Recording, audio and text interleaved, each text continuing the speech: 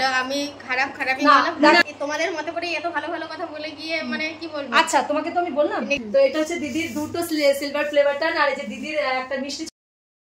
আমি কোনোদিন ভাবিনি এত বড় ইউটিউবারের সাথে আমার দেখা হবে, আর তার সাথে দেখা করতে গিয়ে তার কাছ থেকে এই ধরনের ব্যবহার আমি কখনো আশা করিনি। সে যে এই ধরনের ব্যবহার করবে আমি কখনো ভাবিনি। সবসময় শুধু সবার মোবাইলের ভিডিওতে দেখেই গেছি যে তাদের নাকি খুব অহংকার হয়েছে, তারা নাকি ভীষণ আত্ম অহংকারী হয়ে গেছে। তাই বোধহয় আজ অহংকার পতনের মূল কথাটা শুনেছিলাম, আজ তা চোখে সচক্ষে দেখে নিলাম।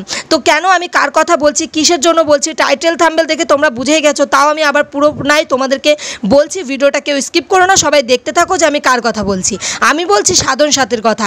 এই মুহূর্তে কিন্তু ভীষণ বড় ইউটিউবার তারা, আর তাদের ভিডিওতে কিন্তু মিলিয়ন মিলিয়ন ভিউ আছে। তো এমন কোনো মানুষ নেই যে তাদেরকে তারা চেনে না, এমন কোনো মানুষ নেই। এক কথায় সাধন সাথীর নাম প্রতিটা মানুষের মুখে মুখে, অনেকে তাদেরকে ভালোবাসে, অনেকে তাদেরকে হেটও করে, আর তাদেরকে নিয়ে রোস্ট করার লোকের অভাবও নেই, আর অভাব কখনো ছিলও না। তো আমরা আজকে ফাইনালি প্ল্যান করলাম যে আজকে আমরা যাবো সাধন সাথীর সাথে দেখা করতে। সেই রকমই আমরা বেরিয়ে পড়েছি তিনজন মিলে বাইকে করে। এই যে আমার সাথে বসে আছে আমার ফ্রেন্ড আর ওর হাজব্যান্ড আর আমি, তিনজন মিলে চলে গেলাম তার সাথে দেখা করতে। আর তোমরা এই ভিডিওটাতে আমার পুরো A to Z সমস্ত কিছু দেখতে পাবে যে তোমরা ঠিক কীভাবে কোন দিক দিয়ে গেলে একদম তাদের বাড়ি পৌঁছে যাবে খুব সহজেই, আর তাদের সাথে দেখাও করতে পারবে কিভাবে। তো এই ভিডিওটাতে কেউ স্কিপ করো না, দেখতে থাকো। So hello everyone, welcome back to my new blog air ফ্যামিলিতে। তোমাদের সবাইকে যেন অনেক অনেক স্বাগতম আর অনেক অনেক ভালোবাসা। তো দেখো এই মুহূর্তে আছি আমরা নবদ্বীপ গঙ্গা সেতুতে, আর ওই যে দেখতে পাচ্ছ ডান পাশে কিন্তু মায়াপুর ইস্কনটা দূর থেকে আমি একটুখানি দেখানোর চেষ্টা করেছি। তারপর আমরা ওটা পার করে চলে আসলাম, ডান সাইডে পড়বে কেষ্টরায়ের মন্দির, যেটা তোমাদেরকে পার করে চলে আসতে হবে। তারপরে পার করে আসার পর সামনে আরেকটু এগিয়ে যেতে হবে, এগিয়ে গিয়ে তোমাদেরকে পড়বে একটা 3 রাস্তার মোড়, যেখানটায় একটা ল্যাম্পপোস্ট থাকবে, সেখান দিয়ে তোমাদের ডান পাশ দিয়ে চলে যেতে হবে। আমরা কিন্তু এরকমই একটা মানে ভিডিও দেখে আমরা কিন্তু বেরিয়েছিলাম, কিন্তু সেই ভিডিওটা সে শুধুমাত্র তার ভিউ কামানোর জন্য করেছিল, সে কিন্তু সঠিক তথ্য দিয়েছিল না। ও যেভাবে দেখিয়েছিল তারপরে মাঝখানের ভিডিও কিন্তু সে স্কিপ করে দিয়েছিল। তাই আমরা কিন্তু সেই তার ভিডিও দেখেই ভুলবশত তার বাড়ি না গিয়ে তার মায়ের বাড়ি চলে গেছিলাম। তো আমরা অনেক মানুষের কাছে যোগাযোগ করে, অনেক মানুষের কাছে শুনে শুনে শুনে শুনে তার কাছে পৌঁছাতে পেরেছিলাম। তো দেখো আমরা এই মুহূর্তে কিন্তু ল্যাম্পপোস্টের কাছে চলে এসেছি, আর আমরা ডান সাইডের রাস্তাটা ধরছি। ডান সাইডের রাস্তাটা দিয়ে সোজা আমাদেরকে যেতে হবে। আর এই দেখো ডান সাইডের কতগুলো টুকটুকি দাঁড়িয়েছিল, তো তাদের সাথে দেখা করলাম, তাদেরকে বললাম। তো তারা আমাকে যে অ্যাড্রেস দিল, সেই অ্যাড্রেসটা হচ্ছে সাথীদের মায়ের বাড়ি, মানে বাবার বাড়ি সেটা। তো দেখো এই যে সাথীদের মায়ের সাথে এখন আমরা কথা বলছি। সাথীদের মায়ের থেকে তোমরা শুনে নাও সাথীদের বাড়ির অ্যাড্রেসটা, তারপরে ফুল ট্যুর তোমাদেরকে দেখাচ্ছি। যাবে এই উত্তর শ্রীরামপুর হয়ে দেখো গিয়ে ওই সিদ্ধেশ্বরী মন্দিরের ওই রাস্তাটা ধরে বাবলারি পঞ্চায়েত যাও, পঞ্চায়েতের পাশেই ওর বাড়ি। ঠিক আছে ঠিক আছে, থ্যাংক ইউ সো মাচ।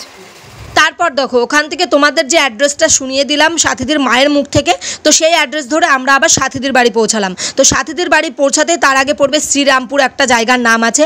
তো শ্রীরামপুর ধরে সোজা তোমাদেরকে হেঁটে যেতে হবে, হেঁটে গিয়ে হেঁটে না গাড়িতে করে যেতে হবে। গাড়িতে গিয়ে সোজা একটুখানি গিয়ে ডান সাইডে একটা পাকা রাস্তা আর কি, যেটা তোমার বলে ঢালাইয়ের রাস্তা পড়বে। সেই ঢালাইয়ের রাস্তা ধরে তোমাদেরকে সোজা পৌঁছে যেতে হবে। আর হ্যাঁ, ঢালাইয়ের রাস্তা ধরা মানে যে একদম পৌঁছে গেলাম তা কিন্তু নয়, ঢালাইয়ের রাস্তা দিয়ে কিন্তু অনেকটা যেতে হবে, প্রায় 10 থেকে 15 মিনিট তোমাদেরকে বাইকে করে লাগবে। তার মানে ভাবতেই পারছো হাঁটা পায়ে তোমাদেরকে কতটা রাস্তা পেরোতে হবে। তো দেখো আমরা এখন পৌঁছে গেছি, ঢালাইয়ের রাস্তা ধরে নিয়েছি।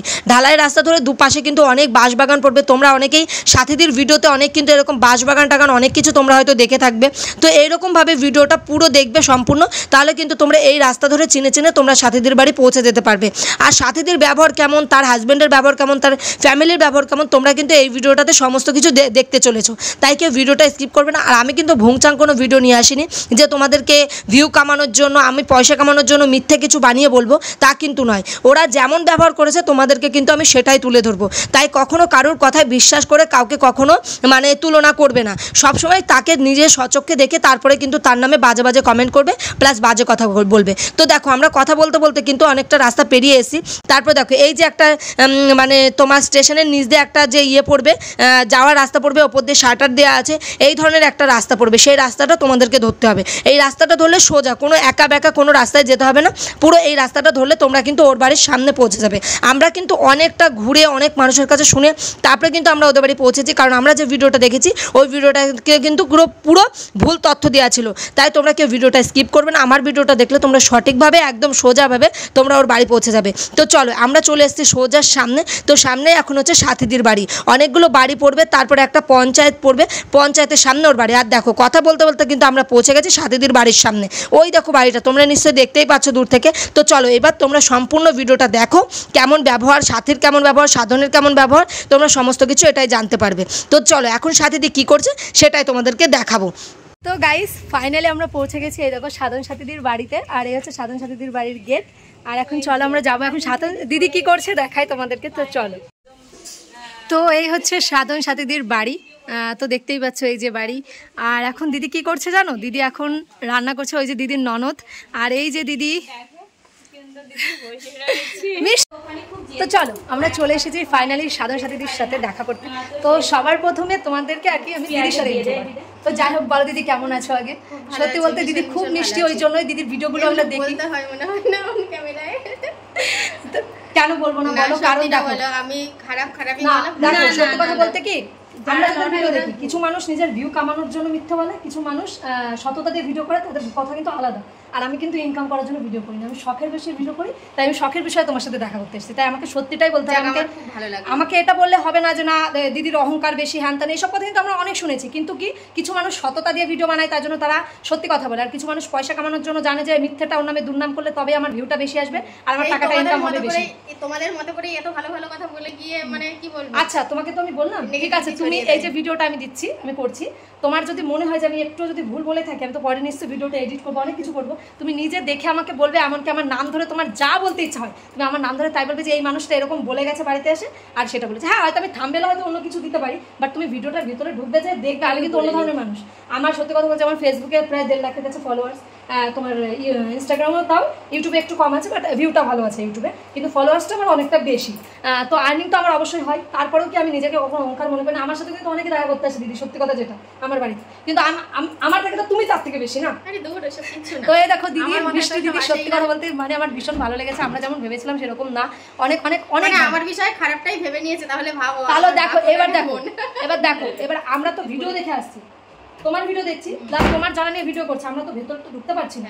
এবার আমি যতক্ষণ তোমার সাথে দেখা না করতে পারছি, আমি কিন্তু জানতে পারছি না যে অ্যাকচুয়ালি তুমি কেমন, সেটা আমি একমাত্র তোমার সাথে মিশে বুঝতে পারবো। আমি এইটুকুই বলবো যে তোমরা কাউরের কথা শুনে আমাকে চেনো না, চিনো না, আমার ব্লগ দেখো, তবে কেমন কথা বলি, কেমন মনের হতে পারি, আমি সারাটা দিন তোমাদের সামনে কাটাই। এবার কি বলো তো, তোমরা চিনবে তাই না আমি কেমন হতে পারি, তো সেই জায়গা থেকে বলবো আমার ভিডিও দেখে আমাকে চেনো। মানুষের কথাই চেনার কোনো দরকার নেই। তোমাদের যদি মনে হয় যে না ওর মনে অহংকার আছে, তাহলে তোমরা নিশ্চয়ই একবার টাইম বের করে এসে ওকে দেখে যাও, ওর সাথে কথা বলো, তাহলে তোমরা বুঝবে যে ওর মনে আসলে অহংকার আছে কিনা। আর একটা মানুষকে কখনো দূর থেকে চেনা যায় না, তাকে চিনতে হলে তার কাছে আসতে হয়, তার সাথে কথা বলতে হয়, তারপরে জানা যায়। আর আমি এইটুকুনি শিওর যে যারা এই ভিডিওগুলো করে তারা কিন্তু তারা ভিউ কামানোর জন্য করে, কিন্তু আসল সত্যটা কিন্তু যে করে সেটাই জানে। যেমন অনেকে বলছে হ্যাঁ সাধন সাথে এখন পয়সা হয়ে গেছে, অহংকার হয়ে গেছে, তাই ওরকম করে, আসল বাস্তবটা এটা না। তার সাথে তার অহংকার বাড়ে, কখনো সম্ভবই না এটা।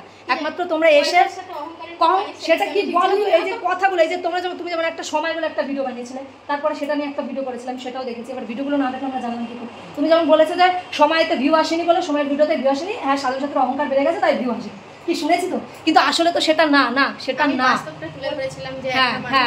জীবনে চলার পথে কত কষ্ট হতে পারে, স্ট্রাগল করতে পারে, হ্যাঁ সেইটা আমি তোমাদের সামনে তুলে। আর সত্যি কথা বলতে কি মানুষ শুধু ভিডিও না, তুমি দেখো আমরা যদি ভিডিও না করি তবু কি মানুষ আমাদের নামে নিন্দা করে না? করে তো ভিডিও না করলেও করে। কি ভিডিও করলে হয়তো ভিডিওর মাধ্যমে মানুষ কমেন্ট করে, আর যাদের সাথে আমরা আশেপাশে মিশি তারা ডাইরেক্ট এসে কমেন্ট করে, কি করে তো নিন্দা নাকি। আমরা যেমন ভিডিও যারা না করে তাদের নামে কি নিন্দা করে না? করে, কিন্তু সবাই সমান না, সবার মন সমান না। তাই তোমরা যারা এই ভুল নিয়ে বসে আছো যে না ওদের ব্যবহার খুব খারাপ, সেটা ভুল ধারণা। তোমরা নিজেরা এসে একবার চেক করে যাবে যে সত্যি ওর ব্যবহারটা কীরকম। দিদির ব্যবহার করবে, এখন দাদাকে আমি দেখিনি, দাদা আসুক, খুব কষ্ট করে এসেছি তাই ভীষণ এক্সাইটেড হয়ে গেছে, তাই প্রচুর অনেকটা। এই জিনিসটা সব থেকে আমার বেশি ভালো লাগছে, দেখো এখানে একটা গাছ করেছে, গাছের সাথে WhatsApp, Facebook, YouTube, Twitter, Instagram সমস্ত কিছু আছে, খুব ভালো লাগছে। আর দেখো আমরা আসার পর সাথে সাথে কিন্তু ওরা আমাদেরকে কোল্ড ড্রিঙ্কস দিয়ে দিয়েছে। আমরা ওদের জন্য নিয়ে এসেছিলাম একটু মিষ্টি, একটু কোল্ড ড্রিঙ্কস। তো আমি সেই মতো বললাম দিদি আমরা নিয়ে এসেছি সেটাই দিচ্ছ। দিদি বলছে তোমাদেরটা আমরা খাবো আর আমাদের আনাটা তোমরা খাও। আর দেখো কথা বলতে বলতে এদিকে দাদাও চলে এসছে, দাদার সাথে কথা বলছি, দাদা স্নান করে আসলো, এসে এখন গেঞ্জি পড়ছে।